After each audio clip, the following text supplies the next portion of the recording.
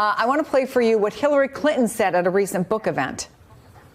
Oh, okay. We have to hope that whoever ends up nominated can win the Electoral College. I think several of our candidates could win the popular vote, but as I know, that's not enough. And so I know I see it. I was in Virginia. I go out and I talk to a lot of Democratic voters, a lot of Democratic activists, and they swing wildly from waking up in the middle of the night with sweats, dread, thinking it could happen again. And then they'll see a poll where there seems to be a wide margin in a head-to-head, and they'll breathe a sigh of relief for maybe an hour or two or a day or two. There are a lot of Democrats that I speak to that say it's impossible. Trump can't win because of everything that's happened so far. And I said, look, I've lived through 2000, I lived through 2016, and it's not just the number of people that come out, it's where they come out to vote. Because you could be riled up against Trump in California and New York, as Dan had alluded to, but if you're not in Wisconsin and Michigan, if you're still on the fence, then Democrats still have a lot of work to do. I actually, as a political rule of thumb,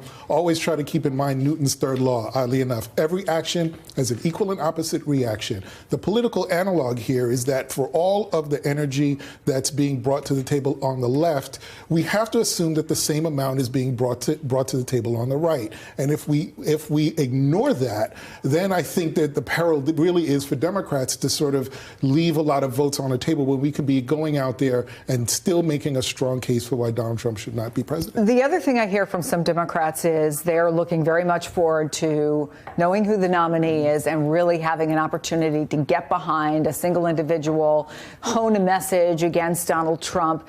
As we watch this, we see a couple things going on, right, as we're heading into this debate in Atlanta in a couple weeks.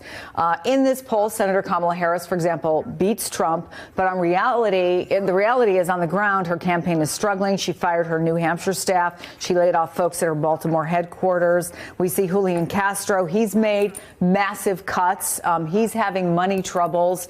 How much winnowing are we going to see before the first votes are cast, do you think?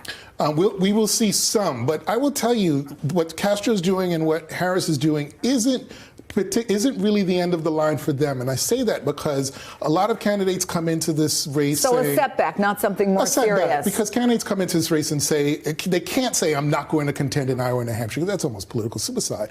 But as time goes on, their money gets low, the opportunity to get on the debate stage becomes narrower, but they have the opportunity to focus more on their base. Castro in Nevada, Kamala Harris perhaps with African-American voters in South Carolina. Her state presumably moved up the primary to help her so that it's on Super Tuesday where a lot of African-American voters will go to the polls. So if you're not Biden or Warren or Sanders, you hope that one of those three does not run the table. That gives you a little life going into, as I said, South Carolina or Super Tuesday where it becomes a little more competitive.